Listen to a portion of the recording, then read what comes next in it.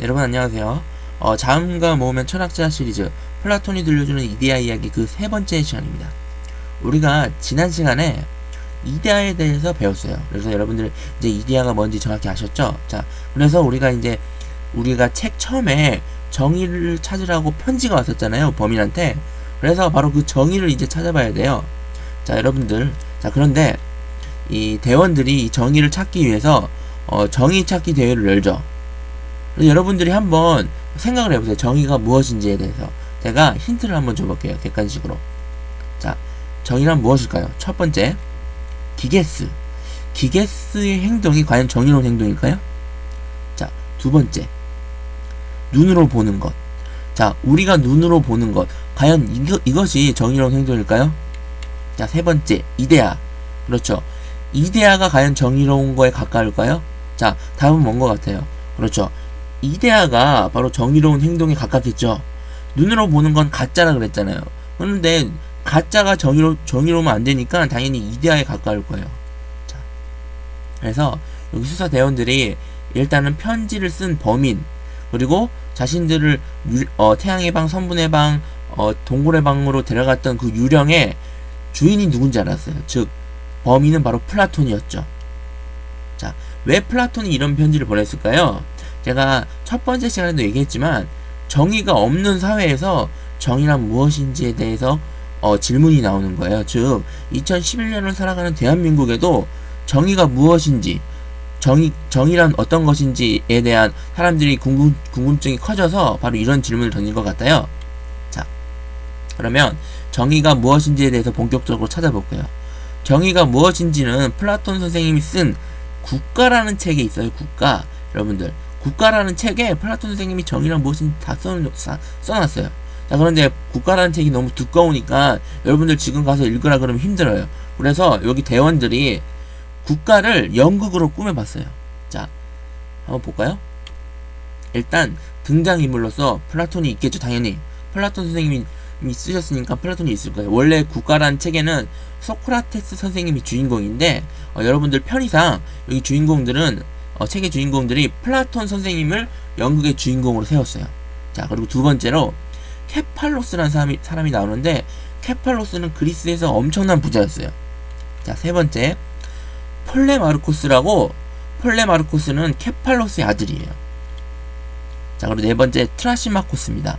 트라시마코스는 그리스에서 가장 유명한 선생님들 중 한 명이에요. 자, 그래서 이 연극 무대를 통해서 플라톤 선생님들이 정의란 무엇인지에 대해서 케팔로스와 폴레마르코스와 트라시마코스와 대화를 나누겠죠. 자, 그래서 정의란 무엇인지에 대해서 첫 번째로 케팔로스가 대답을 시도해요. 자, 여기 보시면 이 대머리인 아저씨가 바로 케팔로스겠죠. 이 케팔로스가 정의가 무엇인지에 대해 답변을 시도해요. 플라톤 선생님에게. 그래서 케팔로스는 플라톤 선생님 정의는 부자인 게 정의입니다. 즉 돈이 많은 게 정의라고 대답을 해요. 자, 그런데 플라톤 선생님이 이 대답을 듣고 어떻게 대답을 하세요? 비판을 하세요. 케팔로스는 즉 돈을 빌려서 안 갚으면 그게 정의롭지 못한다고 생각했죠.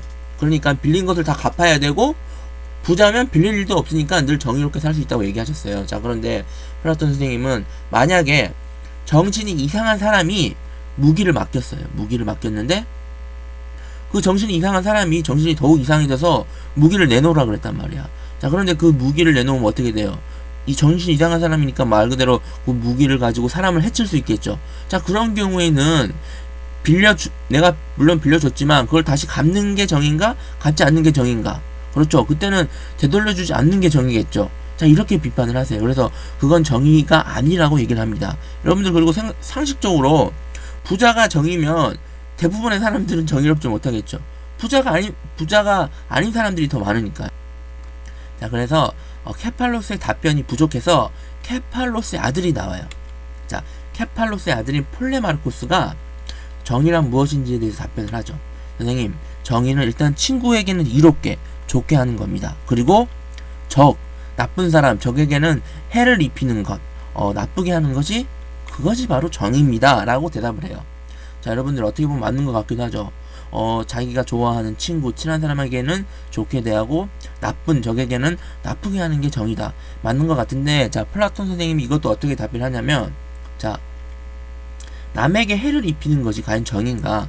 비록 그 사람이 적이지만, 나쁜 사람이지만, 그 나쁜 사람한테도 해를 입히면 그 나쁜 사람이랑 다를 게 없잖아요.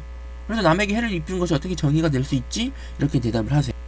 그래서 폴레마르코스의 답변도 부족한 것 같아서 이제는 누가 나와요? 즉, 그렇죠. 그리스에서 가장 똑똑하다고 하는 선생님. 자, 바로 이 누워있는 트라시마코스가 나옵니다. 트라시마코스죠. 자, 그래서 이 트라시마코스가 뭐라고 대답해요? 정의는 통치자, 왕의 이익이 곧 정의래요. 자, 왜 그랬냐면, 여러분들, 왕은, 말 그대로 왕은 법을 만들죠. 왕 말이 곧 법이잖아요. 왕이 법을 만들면 어떻게 지켜야 돼요. 백성들은 왕이 만들면 무조건 지켜야 돼요. 만약에 왕이 만든 법을 안 지키면 어떻게 돼요? 잡혀가거나 아니면 죽임을 당하죠. 그러니까 이 트라시마코스는 왕이 법을 만들고 자신을 위해 곧 그것을 지키는 것이 정의다, 이렇게 얘기해요. 왕은 백성들을 위해 주로 법을 안 만들죠. 자기 자신을 편하려고 법을 만들잖아요. 그러니까 그게 정의래요. 우리가 일례로 기게스 이야기도 그래요. 기게스도 반지를 자신의 이익을 위해 썼죠. 트라시마코스가 보면 그것이 정의로운 행동이라고 대답할 거예요. 자, 그런데 이런 게 어때요? 과연 이런 것이 정의로운 행동일까요? 자, 그래서 플라톤 선생님이 그거 다 정의로운 행동 아니야. 그래서 플라톤 선생님이 직접 강단에 나와서 연설을 합니다. 정의란 무엇인지. 그래서 플라톤 선생님이 설명이 어떤 설명이냐면, 일단 우리가 신체가 있죠. 그리고 영혼이 있어요.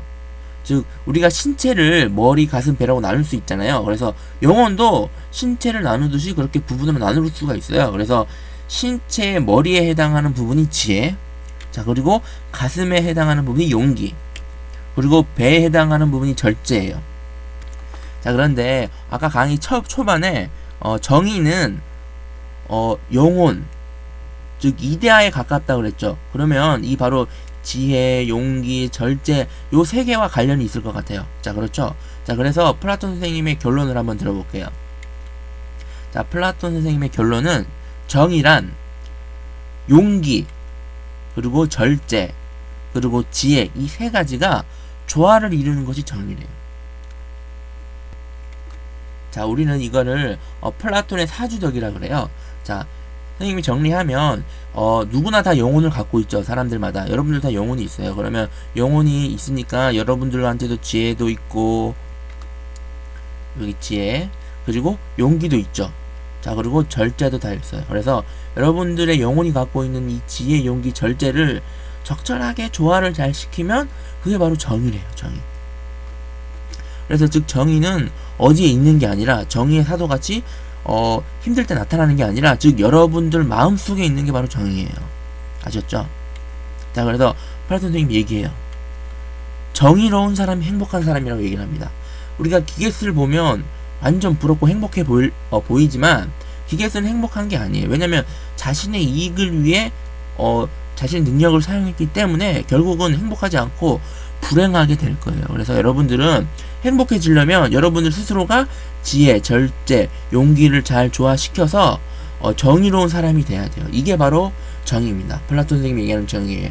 자, 이제 여러분들 이 세 개의 강의를 들으면서 이데아가 무엇인지, 그리고 정의가 무엇인지에 대해서 아셨죠? 그래서 여러분들도 이제 삶에서 이런 걸 잘 발휘하고 사셔야 돼요.